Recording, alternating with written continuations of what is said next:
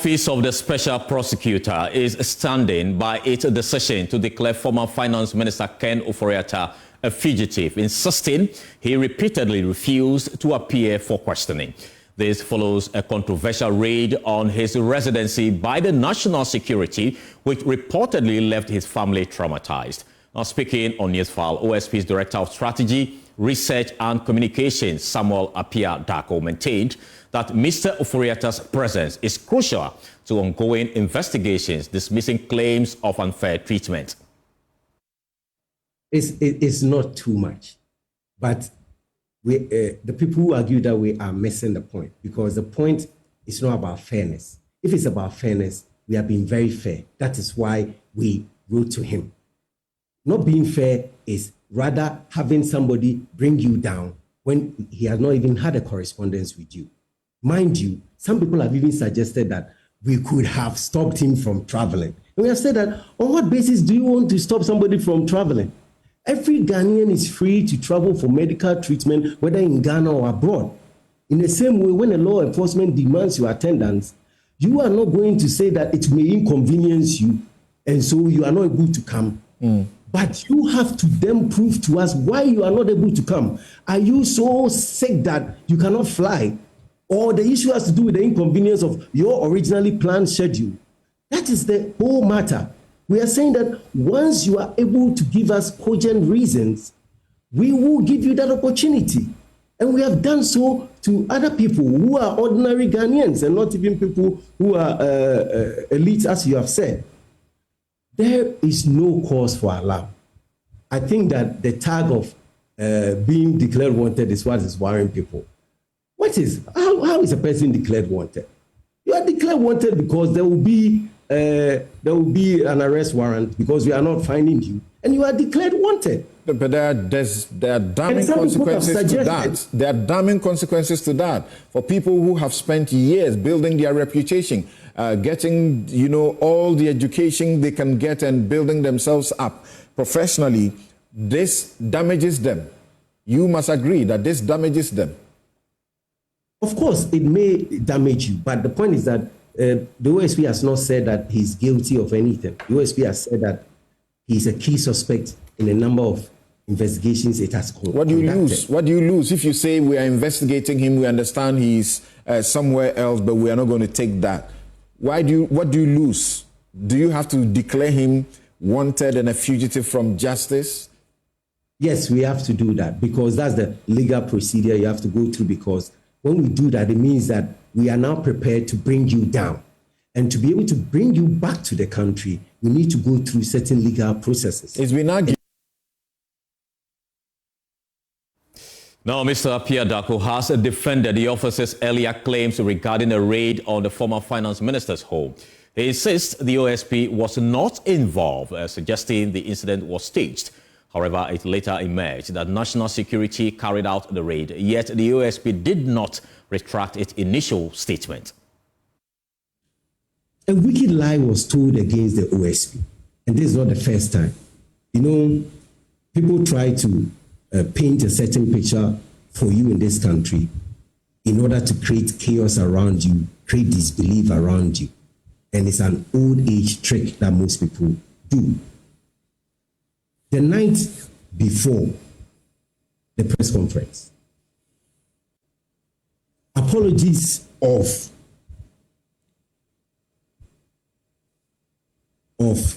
Mr. Ofori-Atta. Some of them are journalists, some of them are well-to-do and placed people in society, were going round. And in fact, they placed it also the following day in a newspaper.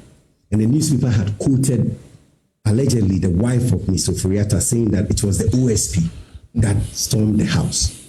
But before they said that, they were aware the security agency that had entered the house. Mr. Adumotre on his show was ready to show pictures and videos, but did not do that. Because if he had done that, it would have exposed the lie that it was not the OSP. First of all, I'm happy that the OSP has been vindicated that it did not go into the house of Mr. Ofori-Atta. And I don't even like to use the word rape. The point I'm making is that you said that was yes, I'm coming to that. Staged. It's not an imposter action. We know it wasn't staged, and it wasn't an imposter action. At the time of the press conference, the intelligence that was available to the office has suggested that this was not carried out by the OSP, and at best, it would have been staged by Ofori-Atta or an imposter action. Yeah, so you are a human institution. You can get it wrong. You got it wrong. Is that correct? Upon hindsight, and I'm saying that if we had not pushed them, there was no way they would have come out and even display the videos and the pictures. Okay, remember that. Now, but Chairman of the NPP's Constitutional and Legal Committee, Frank Davis, is demanding an apology from the OSP, accusing it of misleading the public with a false claim. In the first place, how can anybody appropriately describe Ken as a fugitive from justice? I mean, who is the fugitive from justice? The little criminal law I know is that there are 5 simple criteria to declare someone a fugitive from justice. Failing to appear upon invitation, refusing to obey a summons or a warrant, fleeing the jurisdiction, concealing or hiding himself, or eloping or jumping bail after charges are preferred against the person in court. These are the 5 salient points to guide the definition, as I understand, of a fugitive from justice. You are fleeing arrest, prosecution, or investigation. But from from everything that has gone on, the correspondence between the OSP and the lawyers of Ken Ofori-Atta, how? In what stretch of the imagination can anybody describe such a person as a fugitive from justice? You have written to the person has responded to his lawyers, he has given an indication of where he is for medical treatment, there's an address of where he is in the United States of America. You have invited him to come to see you on the 10th of February. He says, look, I'm having consultations and engagements with my doctors. I'm not able to tell you definitively when I'm supposed to come to the country, so give me time. In any event, if you have any queries, consult my lawyers. But something, there is no law which binds any suspect to assist the prosecutor in investigations. It is basic. First principles, of criminal law. There is no law which says that a suspect in a case should assist the police in prosecutions. No. Prosecutions that's why they have the right to silence. Yes, the prosecutions are carried out at the instance of the prosecutorial authorities. So you have to investigate and charge them. I can decide to be lean on assistance. So then what? So because the person, even if granted that Ken Ofori-Atta does not even want to assist in the investigation, does that make him a fugitive from justice?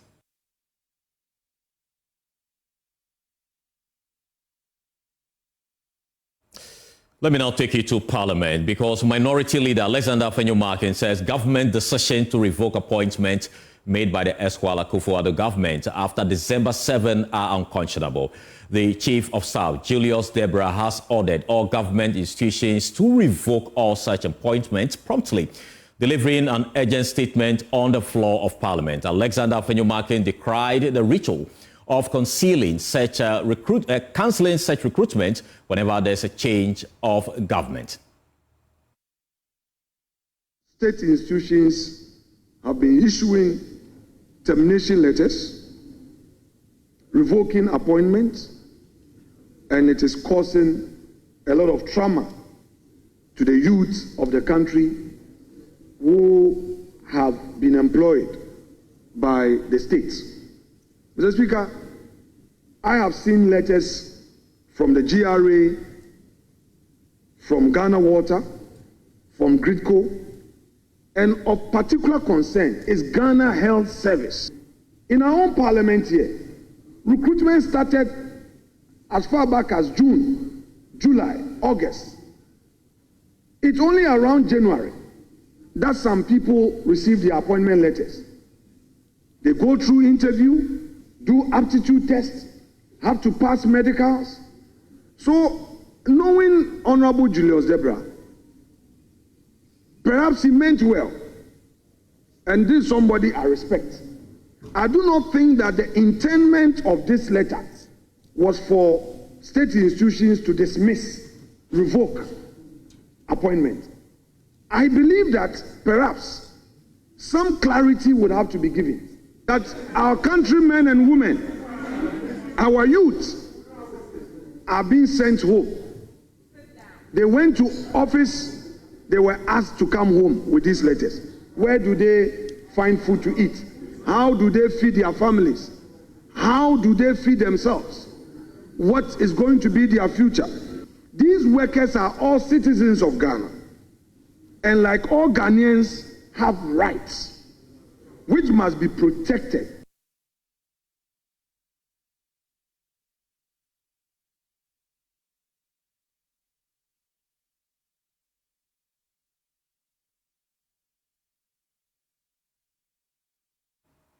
But in a sharp response, a majority leader, Mahama Yariga, who was part of the transition team, explained that the then government was warned against proceeding on that recruitment drive, but ignored. He described the recruitment as reckless, insisting the revocation is in order.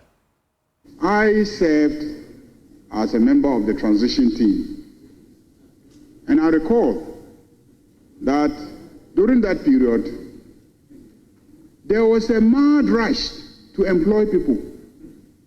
Even after a party had lost an election and was on its way out,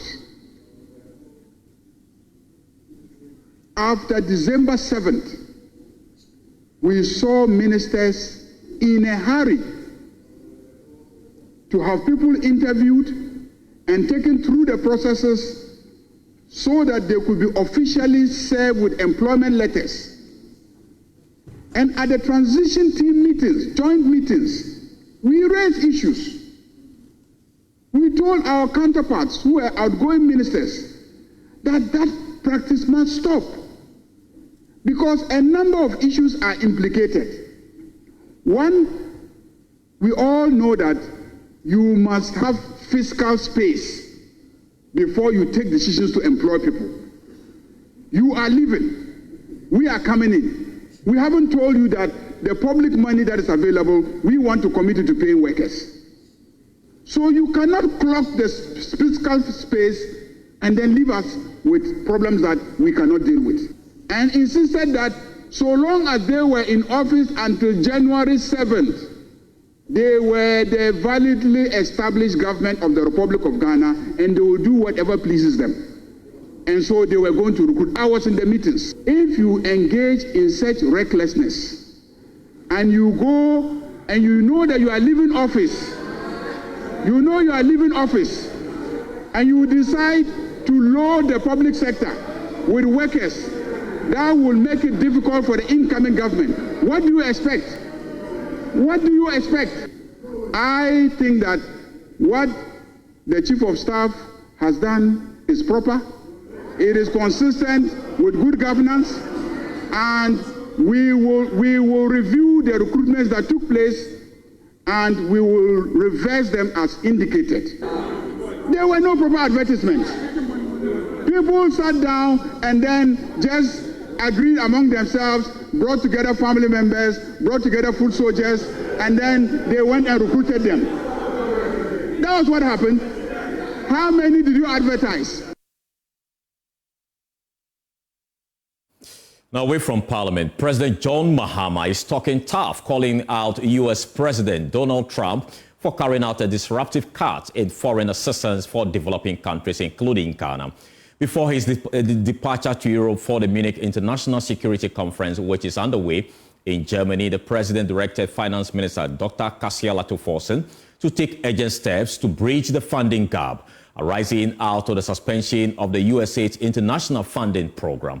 Till date, the government is yet to communicate clearly what broad plans it has to plug the funding gap, except for the health minister, Kobina Minta-Kanda, who is hoping and praying that the American people will not pull out the package which has an element amounting to some $75 million.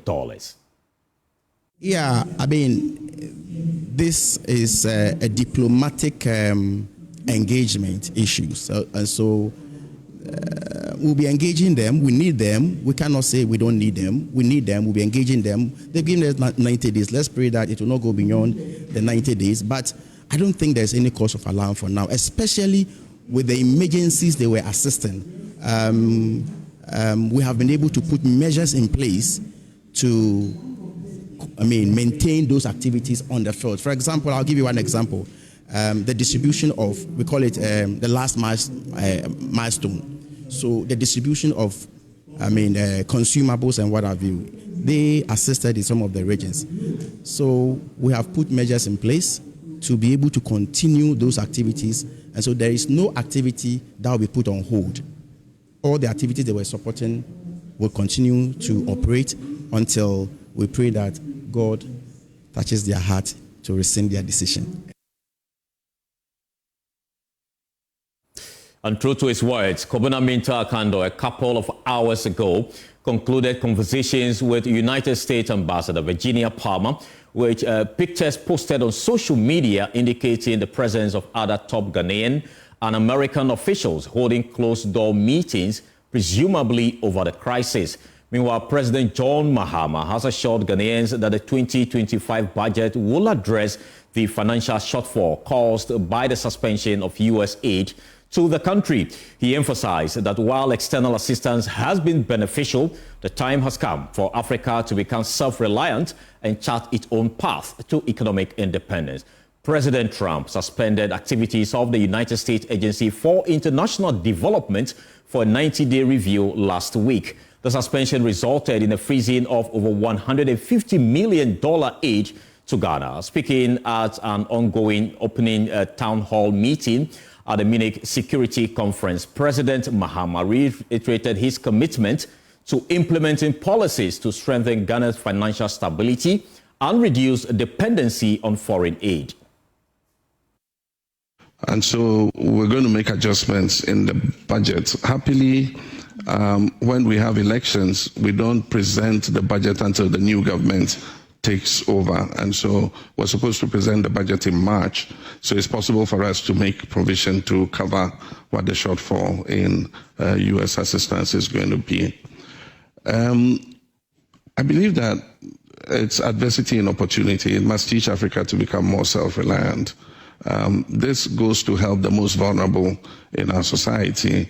And so in making those adjustments, we must learn how to take care of our vulnerable and make sure that they're able to be included in the growth that is taking place. One of the things that the U.S. is going to lose is that soft power that it has wielded in the world. I mean, these are people who are grateful for the kind of assistance that they get. And so for U.S. to decide that, no, we don't want to have anything to do with it anymore, then they lose some of that soft power. But it means that there are many other partners. U.S. are not our only partners, and so we'll continue to collaborate with other countries. And that's why we have a multipolar world. We are no longer a unipolar world. And so as bridges are burning, new bridges are being formed. And we need to look for those new bridges and be able to link the world on those new bridges. Like I said, U.S. is very well admired in a lot of the developing world, for the kind of assistance that it gives, for its presence in many theaters. And so if it decides that it's withdrawing, I think that there are many other countries that can fill the gap. But aside from filling the gap, I think that it sends a signal to Africa that the time has come for us to be more self-reliant when it comes to issues to do, especially with the vulnerable in our society. We should roll out more safety nets. We must go for more equitable societies, bridge the gap between the rich and the poor, and put out opportunities for our young people to be able to make a life for themselves. Let's now shift our attention to the cocoa sector, because Ghana's cocoa sector is sinking. Revenues have fallen below acceptable levels, with production numbers by more than 50%. in just 4 years. A special report by JoyNews research shows the country is gradually losing its weight on the global cocoa market, posing significant threats to the economy and the stability of the cedi. Ghana, the world's second largest producer of cocoa, has seen its 2024 export earnings plummet to $1.7 billion, the lowest in 15 years. An analysis of data from the Bank of Ghana shows that cocoa export earnings have fallen below the $2 billion mark, representing a sharp 25.4% decline in just a year. Gold, cocoa, and crude oil are Ghana's top 3 foreign exchange earners. However, the cocoa sector is unique. This is because Ghana retains over 90% of the foreign exchange generated. This happens because the Ghana Cocoa Board controls the entire cocoa sector, unlike the gold and crude oil markets where private players dominate. This means that cocoa is crucial to Ghana's economy. Therefore, any shocks in the cocoa sector will have far-reaching consequences. This drop is largely attributed to dwindling production, which has shrunk by over 11% within the same period. The decline in forex inflows from cocoa is exacerbated by illegal mining activities, smuggling, and crop diseases, all of which have significantly impacted yields. It is a difficult situation for the country at the moment, where we've not been able to find lasting solution to illegal mining, activities. And I mean, if you look at the situation, more than 5 regions have been affected by illegal mining activities, and majority of these regions are places where cocoa farming also goes on. And so, in fact, if you go to the Ashanti region and parts of the Western region, for instance, you see a cocoa farm on one side, illegal mining sites also on the other side. In just 3 years, Ghana's cocoa output has fallen from over 1 million metric tons in 2021 to slightly above 500,000 tons in 2024. There are actually a cocktail of factors affecting Ghana's cocoa sector. And over the years, or over the past 5 years, we've seen production coming down from as high as over 1 million tons a year to now roughly a little bit above 500,000 tons. And this is simply because of the illegal mining activities going on in the country, also coupled with smuggling activities. For instance, we've looked at the data, and you cannot be losing on average 150,000 tons to smuggling and still expect to get more revenues from cocoa exports. This dramatic reduction has also weakened the country's ability to secure favorable terms in the syndicated loan market. For many years, the Ghana Cocoa Board has relied on syndicated loans, essentially large loans obtained from a group of banks to finance its operations. With an average syndicated loan of $1 billion to $1.8 billion, it became increasingly difficult for Ghana to reassure investors that we have enough cocoa beans to pay back these loans. As a result, the Ghana Cocoa Board has shifted its focus to self-financing. But with an almost non-existent local bond market and tight fiscal conditions, payment to farmers has become relatively slow. And as a result, most times, this has increased the effect of smuggling. Despite Ghana and its western neighbor, Cote d'Ivoire, jointly accounting for over 60% of global cocoa production, both nations have struggled to benefit from the recent surge in global cocoa prices due to forward sales agreement. In 2024, global cocoa prices soared by a record 157%. Yet, Ghana recorded its lowest export revenue since 2010. The country's cocoa earnings have been on a downward trend since 2022, when production and export volumes started to decline. In October 2024, a JoyNews research report projected that cocoa export earnings would fall below $2 billion, a development that has now materialized. We definitely saw this coming. I mean, we started observing the data right from the beginning of last season, somewhere 2023. And it was clear that it was going to be difficult for the country to make that 2 billion threshold in terms of cocoa export revenues. And so usually around October, export revenues should be hitting somewhere around $1.7 or $1.6 billion. But in 2023-2024 season, something different happened where in August we were still recording below $1 billion dollars in terms of the cocoa export revenue. And so it was clear that Ghana wasn't going to meet or cross the 2 billion threshold. With earnings dipping below this critical threshold, Ghana's already fragile economy faces increased pressure. The continued decline in cocoa revenue is expected to further strain the Ghanaian cedi, worsening the nation's fiscal challenges.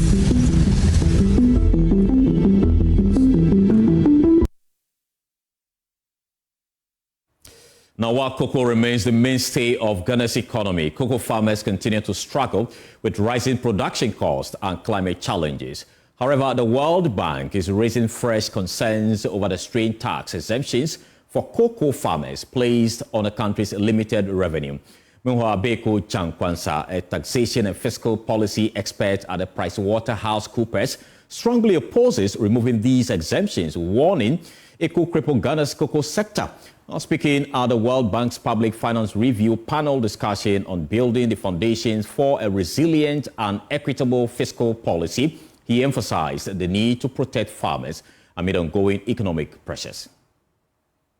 In my mind, the current architecture that we have in Ghana, I would not, based on this current architecture, support a tax or an income tax on our cocoa farmers. And the reason is simple. So, for instance, last year, the price for that we're paying our cocoa farmer per ton at a particular point in time was about $3,000. On the spot market, the cocoa was going for almost $8,000 per ton. On the futures market, selling it in advance was going for about $6,000. So, whichever matrix that you're looking at, our cocoa farmers were not paid as much as is on the world market. And therefore, if my tax to GDP, which is simply calculated as tax divided by GDP, mind you, the work of the cocoa farmer is in the denominator called the GDP, all right? But because you're not collecting income tax from the cocoa farmer, you're not putting it up there, and therefore you say that your ratio is not great, or your percentage is not great, and therefore we should put tax on the cocoa farmer in terms of income tax. My view is, much as I do like the report and everything, I would have a different view on touching our cocoa farmer, because we need to go back and look at the fundamentals. And of course, we're having a conversation on building the fundamentals for a resilient and equitable staff. Away from the cocoa sector, former Attorney General Godfred Adame has taken issue with the decision of current Attorney General and Minister for Justice, Dr. Dominic Ayeni, to withdraw and discontinue 7 high-profile criminal cases. Mr. Adame argues that the move is a deliberate attempt to exonerate former government appointees implicated in these cases, questioning the legal justification for the withdrawal. More in the following report. Upon assuming office, Attorney General Dominic Ayeni filed an application to withdraw and discontinue 7 high-profile cases. Among the dropped cases is the prosecution of Johnson Esiama, the former Deputy Governor of the Bank of Ghana and now acting Governor, who was implicated in the collapse of UT Bank and Unibank. Also discontinued is the ambulance procurement trial involving Finance Minister Cassiel Atoforsin, formerly the minority leader, and businessman Richard Jakpa. Additionally, the long-running case against former Cocoa Board CEO Stephen Opuni and businessman Saidu Agongo, accused of causing $271 million in financial loss through the Lithovit fertilizer scandal, has also been scrapped. Here is Attorney General Dominic Ayeni defending his decision to discontinue the cases. I am keenly aware of the need to balance the public interest, in this case, against the interests and rights of the accused persons. Also, as Attorney General, I take absolute responsibility for all the decisions so far taken. I am not under any instructions or pressure to discontinue any case or to bring charges against anyone. Those who are in a haste to tag His Excellency the President of the Republic as a clearing agent should hasten slowly, because he is not responsible for prosecutions and has not directed me to drop any case. However, former Attorney General Godfrey Dame has strongly opposed the move, calling it a ploy to shield former NDC government appointees from accountability. I consider the attack on the judiciary as part of the stratagem of the NDC to blame others for their resolve long before they assumed power, to clear all of Joe Mohammed's appointees of any criminal liability or past acts by withdrawing criminal cases pending against them. Indeed, Dr. Ayene's decisions are in furtherance of the resetting agenda of the NDC. So when these developments irresistibly point to only one conclusion: a calculated, preconceived ploy on the part of the NDC to wipe out all criminal cases pending against its leading members and officials of the John Mahama government and clear them of wrongdoing, not by the courts, but through their attorney general. Dame has also accused Ayeni of conflict of interest, arguing that he previously served as legal counsel for many of the individuals whose cases have now been withdrawn. The nation would note that Dr. Ayeni and other leading figures in the NDC and the government of the day were counsel in many of the cases he has discontinued. I say that indeed it is not uncommon for defense counsel as Dr. Ayeni and other NDC personalities were, looking at the same set of facts to come to different conclusions, informed by their varying understandings of the law and, of course, the undeniable political considerations they hold.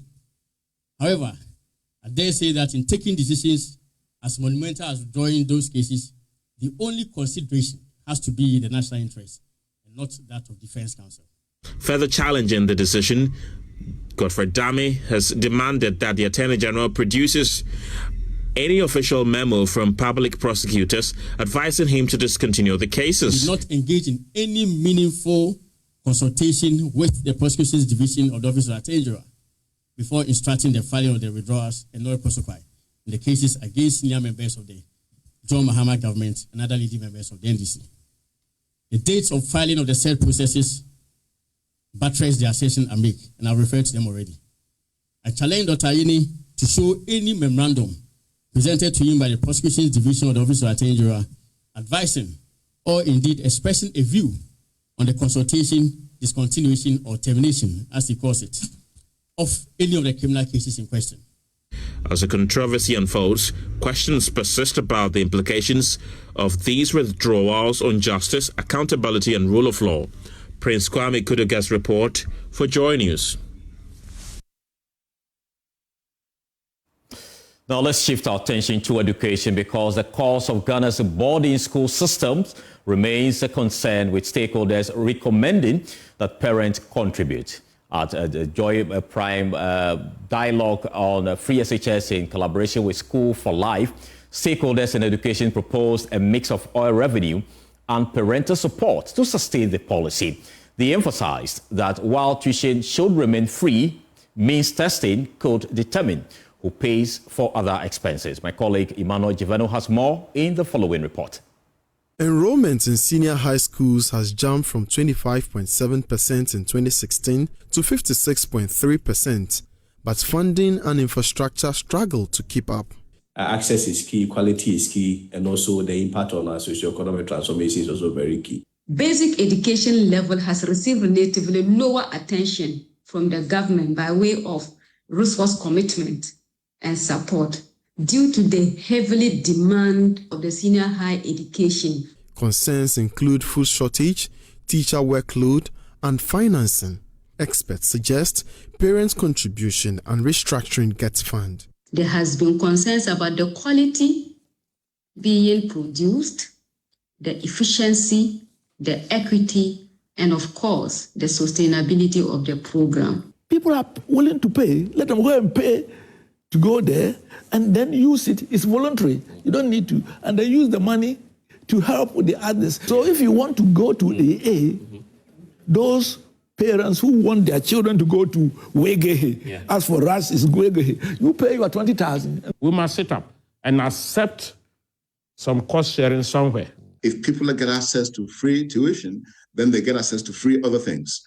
And particularly, the boarding system has put a lot of strain on the economy. Stakeholders emphasize the need for curriculum improvement and modern infrastructure to support growing enrollment. We need to do this longitudinal study so that by the time that they are exiting the junior high school to the senior high school, we know exactly the program that is fit for them. Teachers must learn to teach a class in such a way that different people with different abilities will be able to benefit from the class. That was the essence of the NST, so that the student is tracked from basic 3, basic 6, and then when he gets to basic 8, that gives you an idea the various abilities of the student, and then you have a more informed way to direct the student which direction that he should go. We are expecting a significant increase, not only on access, but we are also expecting that quality will also be enhanced. Yeah. And the final expectation is that when access marries quality, that is where we have an impact on the socio-economic Free transformation. SHS has reshaped Ghana's education, but sustaining it requires innovation and shared responsibility, where strategic reforms, collaboration, and commitment from all stakeholders, the policy can continue to empower future generations. Emmanuel Jivenu, JoyNews, Accra. You're watching Joy Newsroom with me, Carlos Kalone. We'll take a short breather. We have more after the break. Please stay. Welcome back, and thank you so much for staying with us. Now, insufficient funding is seriously hindering efforts to reduce the number of mentally ill individuals roaming Ghana's street. A recent mental health report reveals that 1 in 5 persons suffer from some form of mental illness. Deputy Communication Director of the Mental Health Authority, Dr. Josephine Starley-Darko, is urging the government and stakeholders to provide support to address this growing crisis. Mamavi Sefa-Kote has more in the following report. The Mental Health Authority reports that 1 in 5 Ghanaians suffer from mental illness. Through its Show Your Love campaign, it is urging the government for financial support to remove mentally ill individuals from the streets and enhance public safety. Deputy Communication Director Dr. Josephine Starley-Darko revealed that despite ongoing efforts, inadequate funding is stalling progress. So, the Mental Health Authority is responsible for mental health in Ghana. So, yes, persons with mental illness who are on the streets, yes, they are also a priority to the authority. There is work being done. Obviously, we still see people on the street. So as I said, there's a lot being done, but there's also a lot that we still need to do. The Mental Health Authority, as I said, through its 3 main facilities in Ghana, attend to mentally ill persons. For example, if someone has mental illness and they end up on the streets, if they are brought into any of the mental health facilities, they are cared for. There are social workers who are attached to these facilities to help trace their families and all that, because we know that these people can move far away from where they actually are situated. So we treat them first, and then we trace their family. We try to reintegrate them into society. The Mental Health Authority has programs that I know you know some of them. In the past, the authority has gone out to actually get some of these people from the streets, bring them into the facilities, treat them, rehabilitate them. So this is still ongoing, even though it's a small scale, again, because of the funding issues. Starley-Darko admonished the public to be circumspect when it comes to matters relating to mentally ill persons. Mental Health Authority, through this campaign, is reminding all Ghanaians that mental illness can affect anyone at all, and therefore we should fight stigma.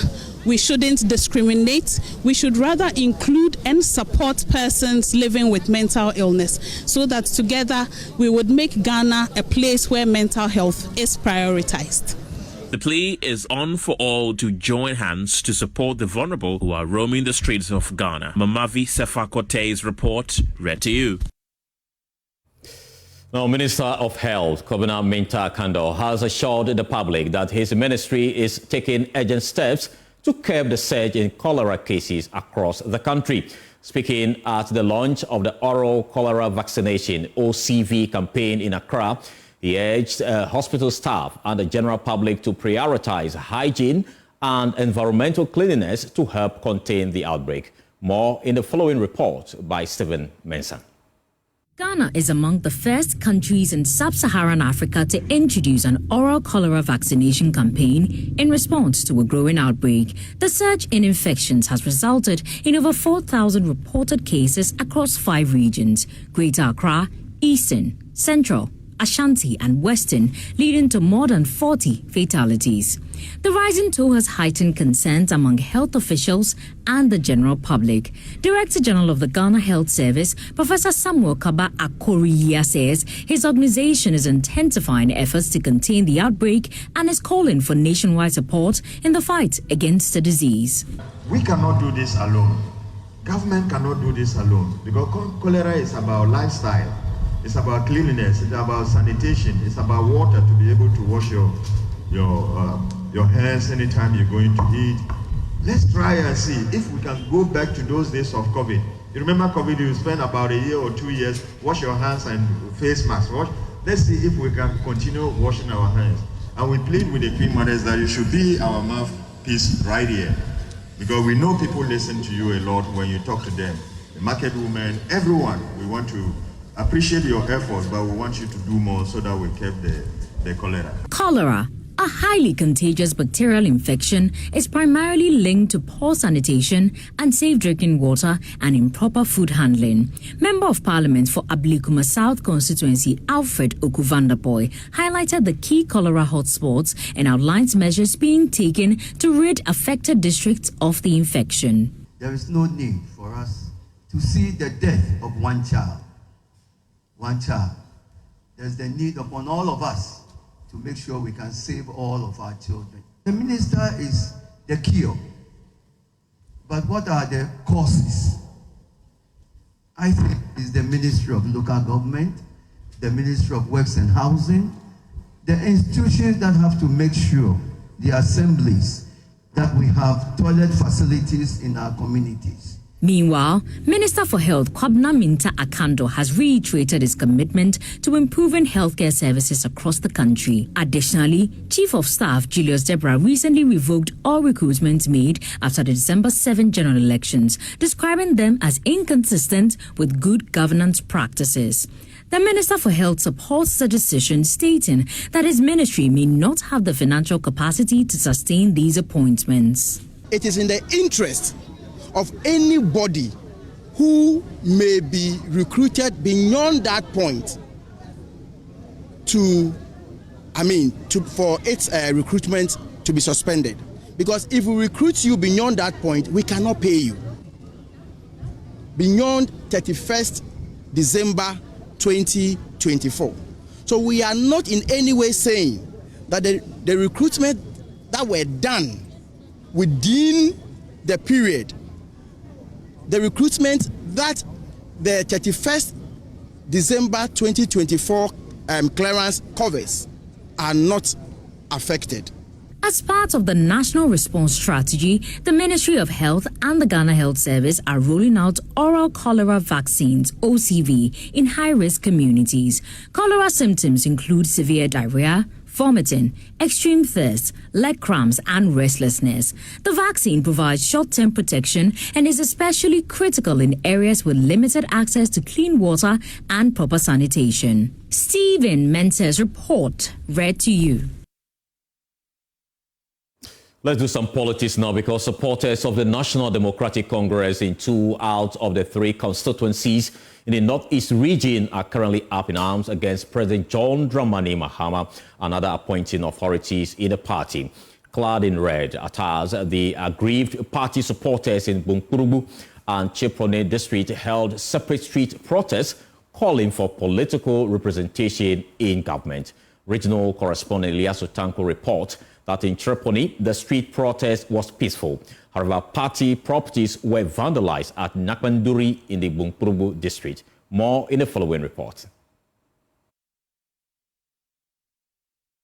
The 2024 parliamentary election results show the NDC and NPP share the Northeast region into equal half, despite being the home region of the then Vice President and NPP presidential candidate. The NDC won 3 out of the 6 constituencies, contributing massively to the unprecedented victory.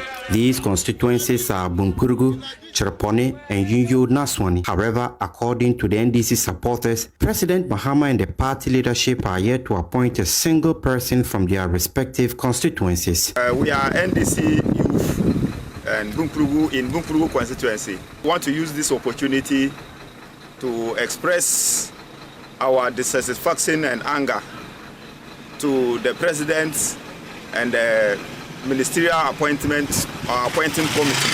In the Bunkurugu constituency, the protest was held on the streets of Nakpanduri, the hometown of the Member of Parliament Abednego Bandim, with the protesters highlighting his enormous qualifications and appealing for his immediate appointment into government. The youth of Bunkurugu constituency are sending a strong message to the leadership of the NDC. If our legitimate demand is ignored, we will have no choice but to reconsider our political loyalty. Yes. We are prepared to mobilize our efforts to ensure that the NDC loses both the presidential and parliamentary elections in Bunkurugu in 2028. The demonstration was, however, characterized by mild disturbances, leading to destruction of party properties, including a branded pavilion by the protesting NDC supporters. In Cherpone, the constituency made similar demand. The executives of the party have claimed, despite their unwavering loyalty and being a constituency that has stood firm with the NDC, the constituency remains marginalized in political appointment and has never had any person served in government. Clearly, that our call for inclusion is rooted in our commitment to peace, unity, and national development. We do not advocate for any disrepute actions, nor do we seek to undermine the stability of our country. However, we strongly believe that suitable governance must not be built on fairness, justice, and equal opportunity. It is imperative that all ethnic groups and communities, including Cherpone, are given a seat at the table. Equity in governance must not be selective. Now, for decades, radio has been a lifeline, bringing news, entertainment, and education to millions, even in the most remote areas. It has shaped societies, amplified voices, and connected people across borders. But with digital platforms like podcasts and streaming services on the rise, some question if traditional radio still holds its ground. As opinions differ, what do people think about this particular development? My colleague Mamapi Sefakote has more in the following report. I read to you.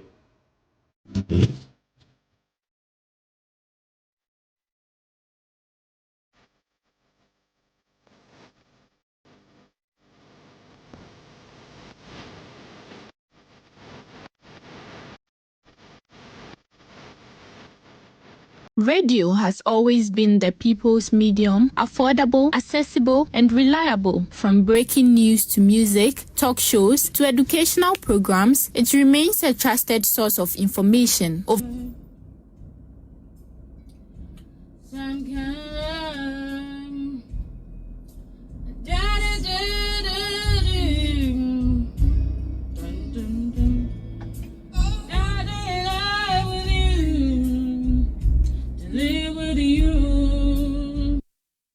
Over the years, radio has evolved from AM to FM and now to digital streaming, podcasts, and satellite radio. The question remains, does traditional radio still matter? Some believe its unique ability to connect communities and reach of others argue that digital platforms offer more convenience, flexibility, and interactivity. I listen to radio because at times they play some of our favorite songs that we've not heard from anywhere. Yes, and also some breaking news and yes, and some breaking news and some political news too. Apart from those ones, you won't get it on the internet. So apart from radio, there's no way you can hear those information. So that's why we listen to radio.